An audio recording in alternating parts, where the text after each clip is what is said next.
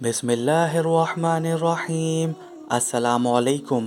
آج سے ہزاروں سال قبل جزیرہ عرب کے جنوبی علاقوں میں یمن کے گرد و نواح میں ایک صحرا آباد تھا جسے سبا کہتے تھے، اور وہاں آباد لوگوں کو قوم سبا کہہ کر پکارا جاتا تھا۔ یہاں کے لوگ نہایت ہی نعمتوں اور راحتوں میں تھے۔ ہر طرف لہلاتے پھول اور پھل سے لدے درخت موجود تھے، مگر یہ قوم شرک میں مبتلا تھی اور سورج کی پوجا کیا کرتی تھی۔ جب وہاں کے بادشاہ سراجیل بن مالک کی موت ہوئی تو اس کی بیٹی بلقیس نے حکومت کی بھاگ دوڑ سنبھالی۔ بعض محققین نے لکھا ہے کہ بلقیس کے والدین میں سے ایک جنات میں سے تھے، مگر اس نظریے کی کوئی واضح دلیل نہیں ملتی۔ ملکہ بلقیس ایک قابل عورت تھی جس نے یمن پر 9 سال نہایت ہی خوبصورتی سے حکومت کی۔ دنیا کے بیشتر علاقوں میں جو تجارت ہوتی تھی وہ سبائیوں کے ہاتھ میں تھی۔ یہی وجہ تھی کہ یہ قوم نہایت ہی دولت مند تھی، مگر یہ وہ زمانہ تھا جب مشرق سے مغرب تک ایک عظیم بادشاہ کی طاقتور حکومت اور جاہ و جلال کا ڈنکا بجتا تھا، جسے تاریخ میں سلیمان ابن داؤد کے نام سے جانا جاتا ہے۔ حضرت سلیمان علیہ السلام کی حکومت دنیا کے بیشتر ممالک میں تھی، جس کا دارالخلافہ یروشلم شہر تھا۔ آپ کو ہوا، جنات، چرند پرند اور جانوروں پر حکمرانی عطا کی گئی تھی۔ ایک دن کا واقعہ ہے کہ حضرت سلیمان علیہ السلام نے دربار لگایا تو جن و انس، جانور اور پرندے سب کے سب حاضر ہوئے، مگر ان کا چہیتا پرندہ ہدہد غائب تھا۔ آپ نے پوچھا ہدہد کہاں ہے؟ جب وہ نظر نہ آیا تو حضرت سلیمان علیہ السلام نے فرمایا اگر وہ اپنی غیر حاضری کی مناسب وجہ پیش نہ کر سکا تو اسے ذبح کر دیا جائے گا۔ ابھی یہ گفتگو ہو ہی رہی تھی کہ ہدہد حاضر ہو گیا۔ پوچھا گیا تم کہاں تھے؟ ہدہد نے بڑے احترام سے جواب دیا اے اللہ کے پیغمبر، میں اڑتے اڑتے ایک ایسے ملک پہنچ گیا جہاں لوگ شرک میں مبتلا دیکھے۔ وہ آگ اور سورج کی پوجا کرتے ہیں۔ ان کی ایک رانی ہے جسے وہ بلقیس کے نام سے پکارتے ہیں۔ وہ ایک بہت بڑے تخت پر بیٹھ کر حکومت کرتی ہے۔ اس کے تخت میں قیمتی ہیرے جواہرات لال زمور چڑھے ہوئے ہیں، اور اس کے پاس تمام شاہی سامان آرائش اور نمائش کے موجود ہیں۔ حضرت سلیمان علیہ السلام نے کہا اگر تمہاری بات سچ ہے تو میرا خط اس ملکہ تک پہنچاؤ تاکہ وہ شرک سے باز آ جائے، اور خط پہنچانے کے بعد وہیں بیٹھ کر سنو وہ کیا رد عمل اختیار کرتی ہے، اور پھر آ کر مجھے خبر دینا۔ حضرت سلیمان علیہ السلام نے خط روانہ کیا جو کچھ یوں تھا: شروع اللہ کے نام سے جو بڑا مہربان اور رحم فرمانے والا ہے۔ یہ عزت والا خط سلیمان ابن داؤد کی جانب سے ملکہ سبا بلقیس کی طرف ہے۔ جو ہدایت کی پیروی کرے اس کے لیے سلامتی ہے۔ مجھ پر غلبے کی کوشش نہ کرو، میرے مقابلے میں سرکشی اختیار نہ کرو، بلکہ فرمانبردار اور موتی ہو کر میرے پاس آ جاؤ۔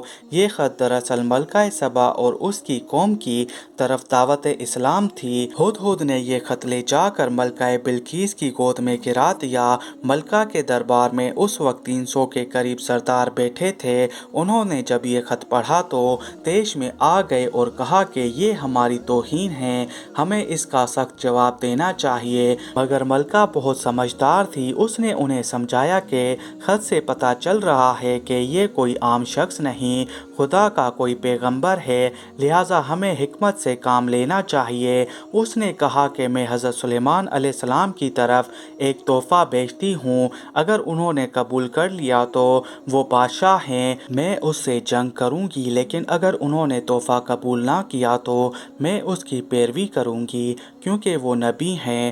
ہدہد نے یہ ساری گفتگو سن رہا تھا۔ اس نے آ کر حضرت سلیمان علیہ السلام کو ساری بات بتا دی۔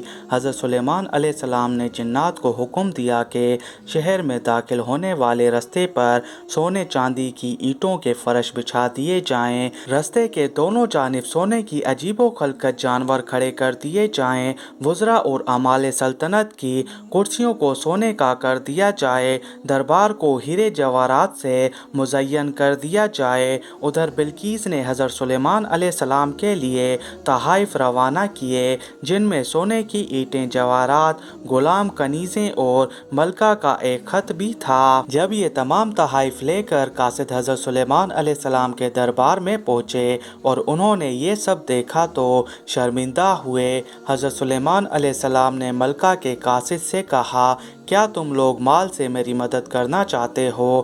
مگر دیکھ لو جو کچھ اللہ نے مجھے دے رکھا ہے وہ اس سے بھی زیادہ ہے جو تمہیں دیا ہے، لہٰذا تمہارے تحفے تمہیں مبارک ہوں۔ اب تم اپنے تحائف کے ساتھ واپس جاؤ اور اپنی ملکہ سے کہنا کہ ہمارا انتظار کرے، ہم ایک زبردست لشکر لے کر آئیں گے۔ جب یہ خبر ملکہ بلقیس کو پہنچی تو وہ سمجھ گئی کہ وہ واقعی اللہ کے نبی ہیں، لہٰذا اس نے جنگ کے بجائے حضرت سلیمان علیہ السلام کے دربار میں حاضر ہو کر اپنی اطاعت کا یقین دلوانے کا فیصلہ کیا۔ جب حضرت سلیمان علیہ السلام تک یہ پیغام پہنچا تو آپ نے اپنے درباریوں سے کہا، تم میں سے کون ہے جو ان کے موتی ہو کر آنے سے پہلے ملکہ کا تخت اٹھا کر میرے پاس لے آئے؟ ایک دیو ہیکل جن نے کہا، آپ کے دربار کو برخاست کرنے سے پہلے میں اسے لا سکتا ہوں، میں اس کام کی پوری قوت رکھتا ہوں اور امانت دار بھی ہوں۔ پھر ایک اور شخص جس کے پاس کتاب کا علم تھا اس نے کہا، میں یہ تخت آپ کو آپ کی پلک جھپکنے سے قبل ہی لا دوں گا۔ پھر حضرت سلیمان علیہ السلام نے اس تخت کو اپنے پاس رکھا ہوا دیکھا تو پکار اٹھے، یہ میرے پروردگار کا فضل ہے تاکہ وہ مجھے آزمائے کہ میں شکر کرتا ہوں یا ناشکری، اور جو شکر کرتا ہے اس کا شکر اس کے لیے ہی مفید ہے، اور اگر کوئی ناشکری کرتا ہے تو میرے پروردگار بے نیاز ہے اور اپنی ذات میں بزرگ اور برتر ہے۔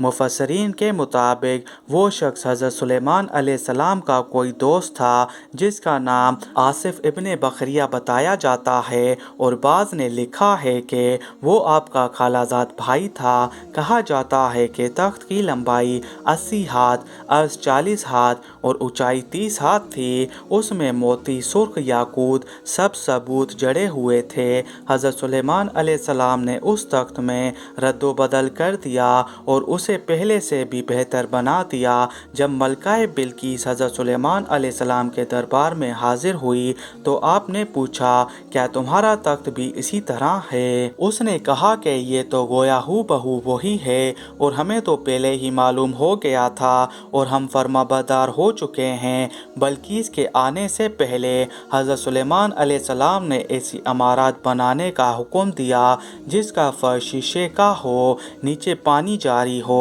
پانی میں مچھلیاں اور دوسرے آبی جانور ہوں۔ حضرت سلیمان علیہ السلام اس عمارت میں اپنی شاہی تخت پر جلوہ افروز تھے اور شیشے کے نیچے سے پانی اپنی پوری آب و تاب سے بہہ رہا تھا، جبکہ اس کے اوپر شیشہ نظر نہیں آتا تھا۔